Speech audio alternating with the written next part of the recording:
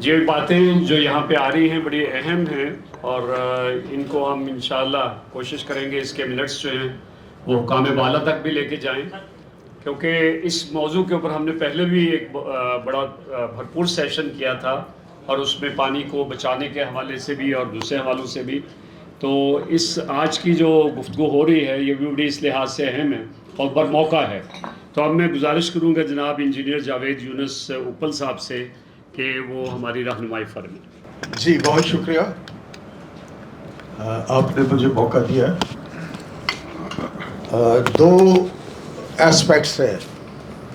آج تو ہم حالت جنگ میں ہیں، اور ہم دیکھ رہے ہیں کہ یہ ہم حالت جنگ میں ہیں، اور دو ایسپیکٹس ہیں، ان میں سے کسی کو بھی ہم درگزر نہیں کر سکتے، آنکھیں بند نہیں کر سکتے.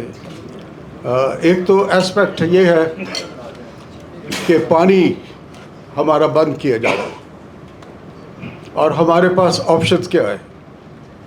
یہ بگلیار پہ کچھ انہوں نے پانی روکا، پھر کشن گنگا بعد ان کو چھوڑنا پڑے گا، پھر اس کے آگے جو سیلاب آ رہے ہیں، فلڈز جب آئیں گے تو فلڈز تو وہ روکتے ہی نہیں ہے، فلڈز تو ہمیشہ وہ چھوڑ ہی دیتے ہیں، اس سے بھی ہمارا نقصان ہوتا ہے.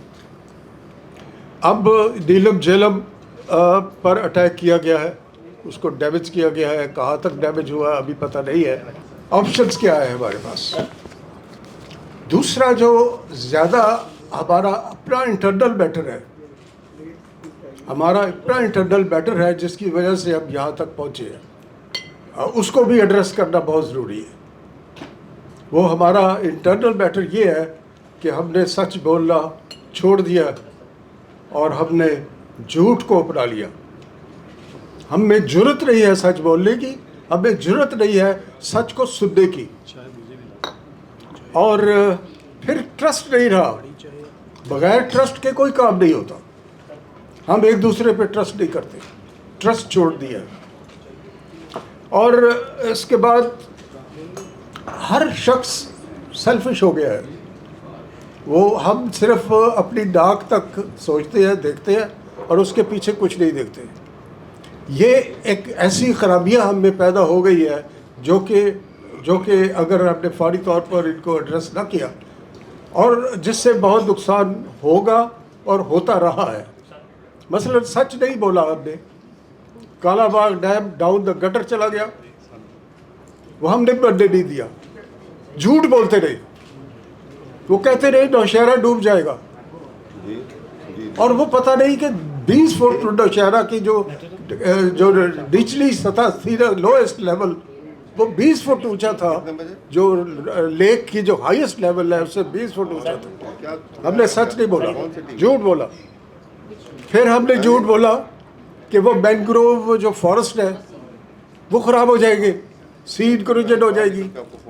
2,94,000 ایکڑ مینگروو فارسٹ ہے along ڈیلٹا، along جو سندھ کا جو سی ہے، اس میں سے صرف 7,000 ایکڑ جو ہے جو کہ انڈس سے خراب ہوتے ہیں 2,94,000 سے. کتنی ریشو ہے! لیکن چونکہ ہم نے اڑا دی بات، تو سب نے کہا ہاں یہ تو بڑا غلط ہو گیا، بڑا غلط ہو. اور اس 7,000 ایکڑ کو محفوظ کرنا کوئی اتنا مشکل کام نہیں تھا. ہم ڈائٹس بنا سکتے تھے، ہم کچھ کر سکتے تھے، اتنا مسئلہ نہیں تھا، لیکن ہم نے نہیں کیا. اب ایک چھوٹی سی کنال ہے جو چولستران کنال ہے، جس کا کارپوریٹ فارمنگ کا منصوبہ ہے، اس کے پیچھے ساری دنیا پڑ گئی ہے. 4,129 کیوسکس تو اس میں پانی ہے، اور ہم کتنے پانی لیتے ہیں سارا سال؟ جو ہمالیہ ہمیں پانی دیتا ہے 138 بلین ایکڑ فیٹ پانی آتا ہے، جس میں سے 10 یا 20 بلین ایکڑ فیٹ ہم سمندر میں بہا دیتے ہیں. اگر ہم جو ورلڈ کا largest reservoir, sweet water reservoir ہے، جس کے فٹ پہ ہم بیٹھے ہوئے ہیں، وہاں بیٹھ کر اگر ہم کہیں کہ جی واٹر شارٹیج ہے، واٹر شارٹیج ہے، واٹر شارٹیج ہے، تو میرا خیال ہے کہ یہ اللہ کی دی ہوئی نعمتوں سے منکری والی بات ہے. اور اس 4,129 جو کیوسکس ہے، اس نے کیا کرنا تھا, جو کنال کا منصوبہ تھا, اس نے جو گورنمنٹ کی ویسٹ لینڈ ہے اس کو آباد کرنا تھا, اور وہاں کارپوریٹ فارمنگ ہونی تھی. یہی کارپوریٹ فارمنگ ہوئی جو مارکس اینڈ اسپینسرز نے جب شاہجہاں آباد میں ایئرپورٹ بنایا اور مینگوز ایکسپورٹ کیے, اور وہ آج کیا کر رہے ہیں, 48 گھنٹوں کے اندر اندر, یہ ان کا دعویٰ ہے کہ یہاں سے مینگوز اٹھاتے ہیں اور مارکس اینڈ اسپینسر ساری دنیا میں اس کے بالز پھیلے ہوئے ہیں اور وہاں وہ مینگوز پہنچاتے ہیں. اور آج پاکستان جو ہے وہ سیکنڈ لارجسٹ مینگوز کی ایکسپورٹ کا ملک ہے, دنیا کا سیکنڈ لارجسٹ بن گیا ہے. ہماری کوششوں سے تو نہیں بڑھا, کارپوریٹ فارمنگ کی وجہ سے بڑھا ہے. یہ اتنا بیوٹیفل آئیڈیا ہے کارپوریٹ فارمنگ کا, جس کو ہم نے تہس نہس کر دیا. ہم نے کہا نہیں ہم نہیں بننے دے گا, ہم نہیں بننے دے گی. ہم نے وہی کام کیا کہ جی کالا باغ بھی نہیں بننے دے گا. جو کام ہم کرنا چاہتے ہیں, کوئی بیچ میں کوئی شوشہ چھوڑ دیتا ہے, کوئی تھرل پیدا کرتا ہے.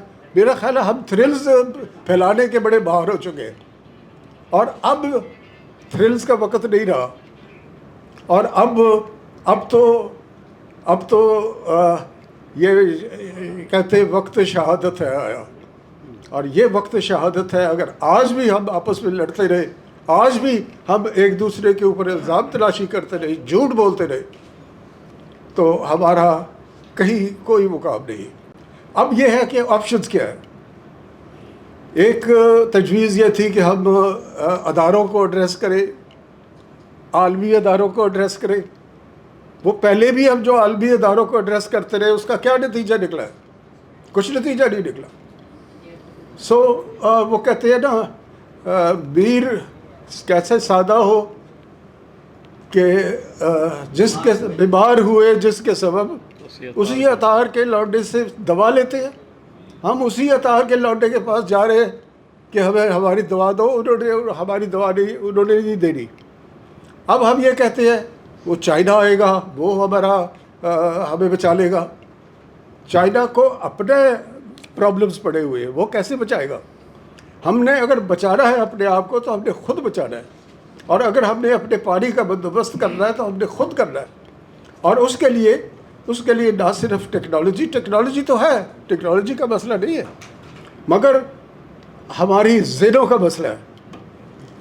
ہم آپس میں مل کے کام کرنا ہی نہیں چاہتے, ہم روڑے اٹکاتے ہیں, ہر کام میں روڑے اٹکاتے ہیں. یہ اتنا کوئی بڑا کام نہیں تھا چناب کو لک آفٹر کرنا. چناب کا ایک بہت بڑا نالا ہے, نالا تو نہیں کہنا چاہیے, وہ بھی ایک شاخ ہے, توی جو ہے, جو کہ نیچے کی طرف سے آ کے, اور وہ اس میں چناب میں آ کے پاکستان کی حد میں آ کے ملتا ہے. ہم نے وہاں کیا کیا؟ ہم وہاں پہ ڈیم بنا سکتے تھے. ہم آج بھی جہلم جہاں رسول ہے اس کو ایکسپینڈ کر سکتے ہیں, ہم وہاں پہ ڈیم خود بنا سکتے ہیں. کیونکہ یہ راوی کیا, سدرج کیا, چناب کیا, جہلم کیا, جو پانی آتا ہے انڈیا نے اس کو روکنا ہی روکنا ہے, ایک نہ ایک دن اس نے ضرور روکنا ہے. اور صرف فلڈ جو ہے وہ اس نے چھوڑنا ہے. وہ 2-3 مہینے جو فلڈ ہے ہم اس کو سٹور کریں, جگہ جگہ سٹوریج بنائیں, اور اپنی اکانومی کو دیکھنے, کیونکہ ہماری اکانومی جو ہے وہ زیادہ تر ایگریکلچرل اکانومی ہے. 25% GDP جو ہے وہ ایگریکلچر دے رہا ہے. 40% ہماری لیبر جو ہے وہ وہاں اپنا سسٹینیبلٹی اس کی وہاں ہے. اس لیے میں یہ کہوں گا, میرے طرف سے یہ ہے, میں خود بھی انجینئر ہو چکے, میں جاتا رہا ہوں, سب جگہ دیکھی ہے میں نے, اور میں یہ کہوں گا کہ ہمت نہ ہارے. ہوتا ہے ایسا, وہ کہتا ہے نا, زمانہ منتظر ہے پھر نہیں شیرازہ بندی کا. زمانہ منتظر ہے پھر نہیں شیرازہ بندی کا, بہت کچھ ہو چکی اجزائے ہستی کی پریشانی. اب یہ جو اجزائے ہستی کی پریشانی ہے, پہلے تو ہم سوچتے رہے کہ نہیں جی نہیں ایسا ہی نہیں, یہ کچھ نہیں ہے, لیکن اب تو ہے, سامنے ہے. اس لیے اب نئی شیرازہ بندی کرے, ایک دوسرے کی قوت بنے, ایک دوسرے کے بازو بنے, ایک دوسرے کی باتیں نہ کاٹیں.